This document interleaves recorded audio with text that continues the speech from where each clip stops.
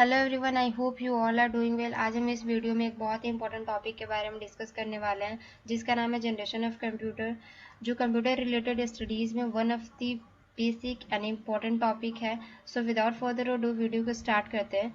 एक पीरियड था जिसमें कंप्यूटर का इवोल्यूशन हुआ था। उस पीरियड को हम 5 डिस्टिंक्ट फेजेस में डिवाइड कर सकते हैं, जिसे हम आज जनरेशन ऑफ कंप्यूटर कहते हैं।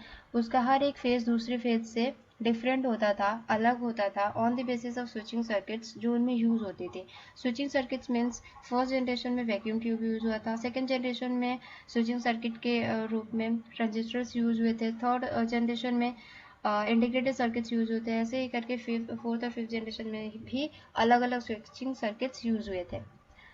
तो टाइप ऑफ कंप्यूटर जनरेशन की बात करें तो ये पांच टाइप के अभी तक कंप्यूटर के जनरेशन बनाए गए हैं या फिर आए हैं। पहले वाले को बोलते हैं फर्स्ट जनरेशन कंप्यूटर, सेकंड को बोलते हैं सेकंड जनरेशन कंप्यूटर, ऐसे third generation computer, fourth generation computer and fifth generation computer. अब हम एक एक के बारे में देखते हैं और इनके कुछ मेन टॉपिक्स को समझते हैं। पहला है फर्स्ट जनरेशन कंप्यूटर, जिसमें स्विचिंग सर्किट्स के रूप में वैक्यूम ट्यूब का यूज हुआ था। इसका पीरियड था 1940 से लेकर 1956 तक। मतलब ये कि इसका यूज 1940 से स्टार्ट हुआ और 1956 तक चला। इसके कुछ मेन फीचर्स हैं। Vacuum tube technology was used for calculation as well as storage and control. Vacuum tube technology का यूज किया गया था स्टोरेज के लिए, कैलकुलेशन के लिए एंड कंट्रोल के लिए। कंट्रोल का मतलब है कि इस पूरे मशीन के मैकेनिज्म को कंट्रोल करता था। ये वैक्यूम ट्यूब कुछ ऐसा दिखता था। इसका यूज यहाँ पे किया गया था इन मशीन्स के अंदर। ठीक है। और ये बहुत साइज में बहुत बल्कि होते थे, बहुत बड़े होते थे, एक पूरे रूम को ऑक्यूपाई कर लेते थे, generate a lot of heat, काफ़ी ज़्यादा हीट जनरेट करते थे, अनरिलायबल होते थे। अनरिलायबल का मतलब होता है अविश्वसनीय। ठीक है। सपोर्ट मशीन लैंग्वेज ओनली, सिर्फ मशीन लैंग्वेज को ही ये सपोर्ट करते हैं। अगर मोटा मोटी बताओ तो मशीन लैंग्वेज के अंदर सिर्फ 0 और 1 आता है। वेरी कॉस्टली होते थे, काफ़ी महंगा होता था इनका प्राइस, नॉन पोर्टेबल होते थे। इनको एक जगह से दूसरी जगह नहीं लेकर जाया जा सकता था क्योंकि साइज़ काफ़ी बड़ी होती थी। Need of air conditions, air condition की यूज़ इसलिए पड़ती थी क्योंकि ये काफ़ी ज़्यादा हीट प्रोड्यूस करते थे, तो उस हीट को बैलेंस करने के लिए एयर कंडीशन की ज़रूरत पड़ती थी, ताकि ये जो कंप्यूटर है, फर्स्ट जनरेशन के जो कंप्यूटर्स है, वो प्रॉपरली वर्क कर सके। कंज्यूम्ड लॉट ऑफ इलेक्ट्रिसिटी, काफ़ी ज़्यादा इलेक्ट्रिसिटी कंज्यूम करते थे ये इस जनरेशन के computers.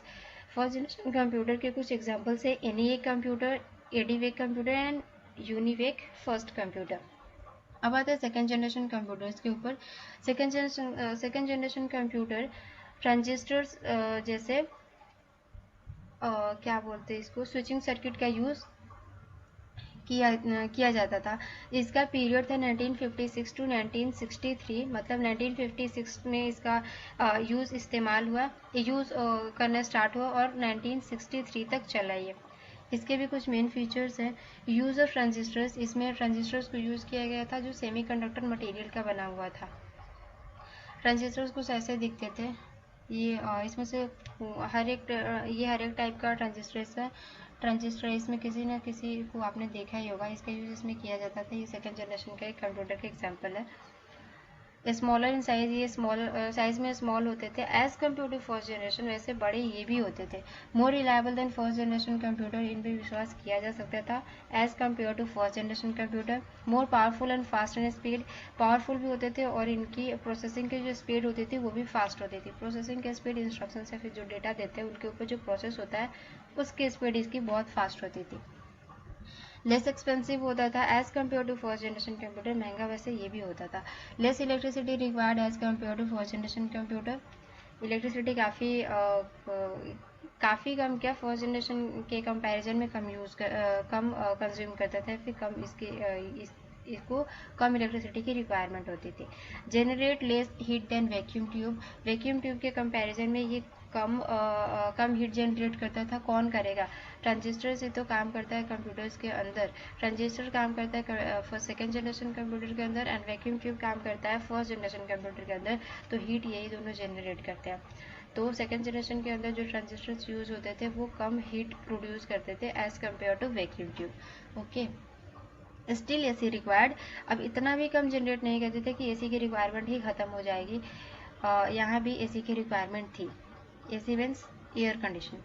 Supported high level languages and machine assembly languages. Supported high level machine and assembly languages, ये high level languages, machine languages और असेंबली लैंग्वेज को सपोर्ट करते थे। For example Fortran and COBOL, ये लैंग्वेजेस है, इनको हम आगे जब प्रोग्रामिंग वगैरह देखेंगे तो उसमें लैंग्वेजेस के बारे में भी पढ़ेंगे। अभी सिंपली इनके नाम जान लो। इसके एग्जाम्पल है सेकंड जनरेशन कंप्यूटर के एग्जाम्पल से कुछ PDP 8, IBM i400 series, IBM 1620, IBM 7090 and CDC 3600 ETC। आगे third generation computer. Third generation computer में जो स्विचिंग सर्किट यूज़ हुआ था या फिर जो टेक्नोलॉजी यूज़ हुई वो थी इंटीग्रेटेड सर्किट, और इसका पीरियड था 1964 टू 1971। इसके कुछ मेन फीचर्स थे, कुछ मेन फीचर्स हैं। यूज्ड इंटीग्रेटेड सर्किट, इसमें इंटीग्रेटेड सर्किट यूज हुआ था। इंटीग्रेटेड सर्किट कुछ ऐसा दिखता है। इंटीग्रेटेड सर्किट का मतलब होता है एक सिलिकॉन की छोटी सी चिप होती है, इसको चिप बोलते हैं, सिलिकॉन की चिप। इसके अब इस चिप के अंदर काफ़ी सारे ट्रांजिस्टर्स लगे होते थे ऐसे। सेकेंड जनरेशन के अंदर एक ट्रांजिस्टर था, अब इस चिप के ऊपर काफ़ी सारे ट्रांजिस्टर्स लगे। इसका मतलब ये है कि ये जिस भी कंप्यूटर में लगेगा उसकी प्रोसेसिंग स्पीड को बढ़ा देगा। ठीक है। More reliable than previous two generation computers, काफ़ी रिलायबल था, इसके ऊपर अच्छे से विश्वास किया जा सकता था। स्मॉलर इन साइज, उन दोनों के कंपैरिजन में इसकी साइज़ छोटी थी काफ़ी। जनरेट लेस हीट, काफ़ी कम हीट जनरेट करता था। फास्टर इन स्पीड, अब इतने सारे ट्रांजिस्टर्स लगे हैं तो ऑफकोर्स ये फास्टर तो होगा ये स्पीड में। स्टील एसी वॉज रिक्वायर्ड, इसमें भी एसी की रिक्वायरमेंट थी। Small space required for installation, इसको इसके रख रखाव के लिए, इसको इंस्टॉल करने के लिए काफ़ी कम जगह की ज़रूरत पड़ती थी as compare to those computers. Less electricity consumed, काफ़ी कम इलेक्ट्रिसिटी कंज्यूम करता था उनके कंपैरिजन में।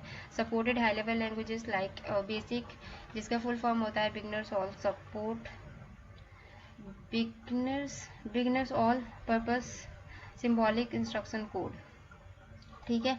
अब थर्ड जनरेशन कंप्यूटर के कुछ एग्जांपल्स हैं। NCR 395, B6500, IBM 360, IBM 370, Honeywell 6000 series, PDP जिसका फुल फॉर्म होता है पर्सनल डेटा प्रोसेसर्स।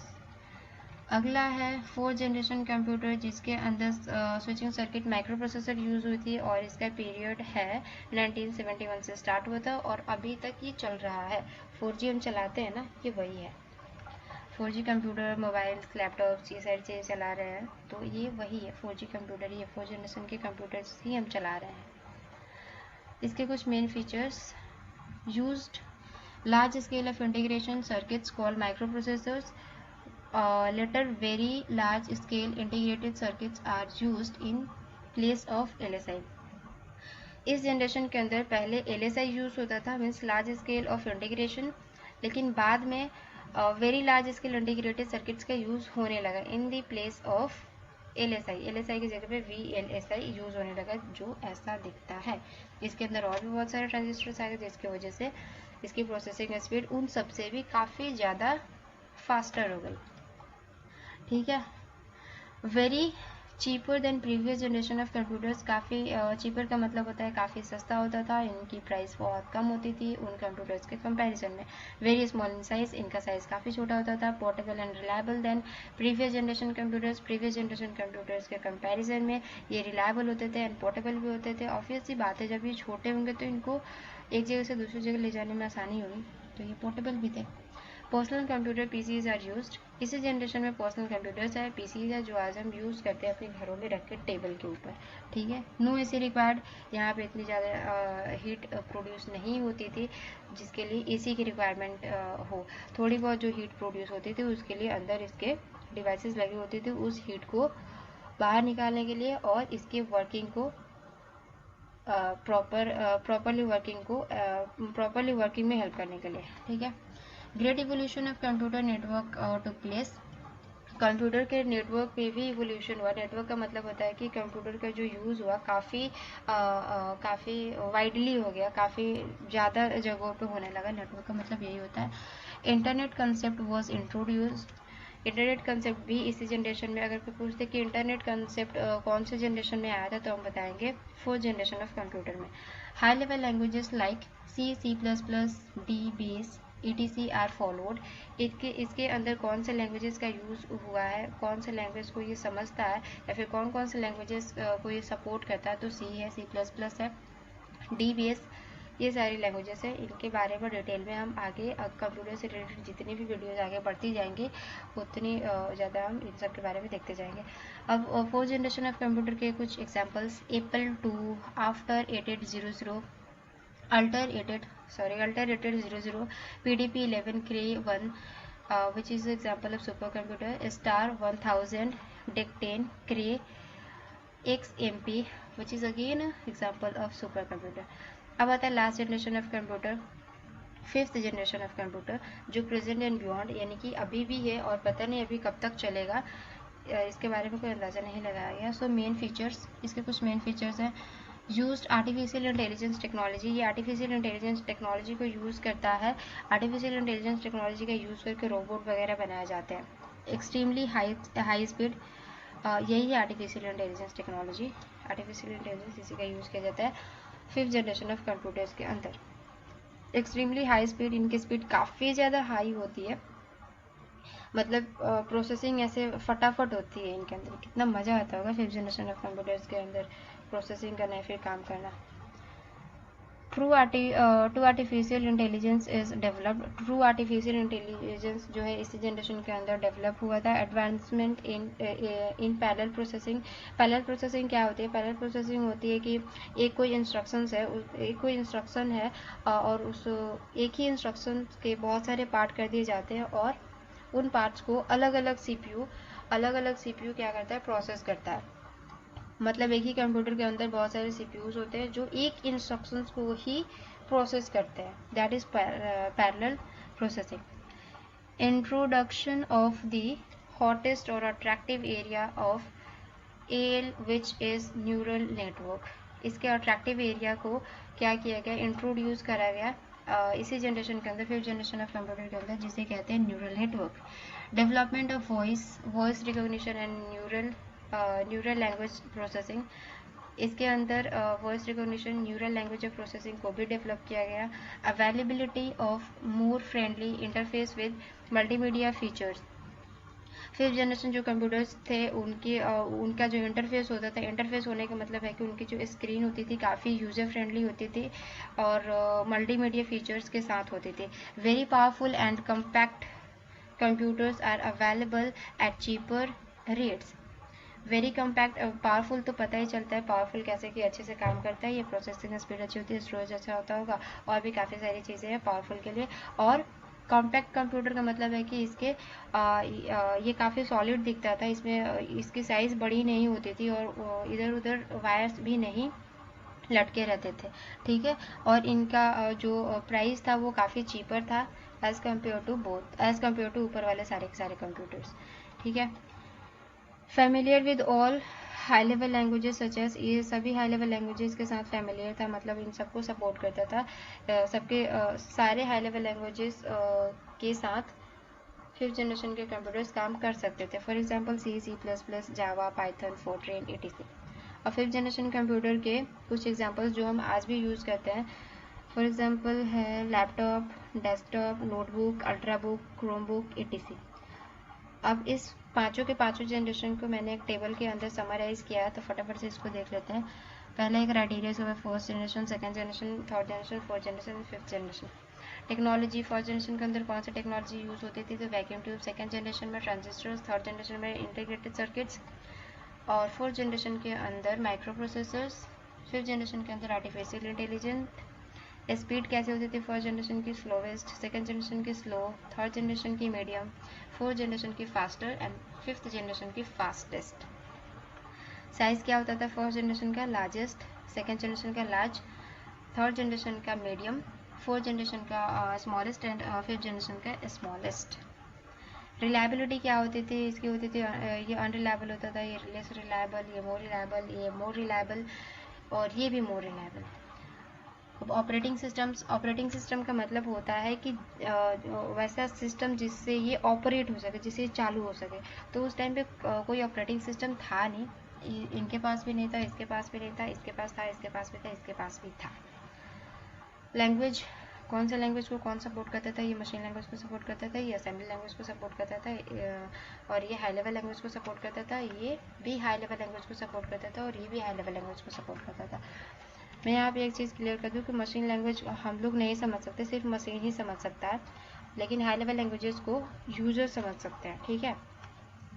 इसके बारे में और भी आगे पढ़ेंगे। पीरियड्स, फर्स्ट जनरेशन का पीरियड था 1940 से लेकर 1956 तक, और सेकेंड जनरेशन का पीरियड था 1956 से लेकर 1963 तक, थर्ड जनरेशन का था 1964 से लेकर 1971 तक, फिफ्थ जनरेशन का था 1971 से प्रेजेंट, और फिफ्थ जनरेशन का था प्रेजेंट एंड बियॉन्ड। सो आज इस वीडियो में बस इतना ही। Till then take care, bye. मिलते हैं अगली वीडियो में कुछ इंटरेस्टिंग ऐसे टॉपिक्स के साथ।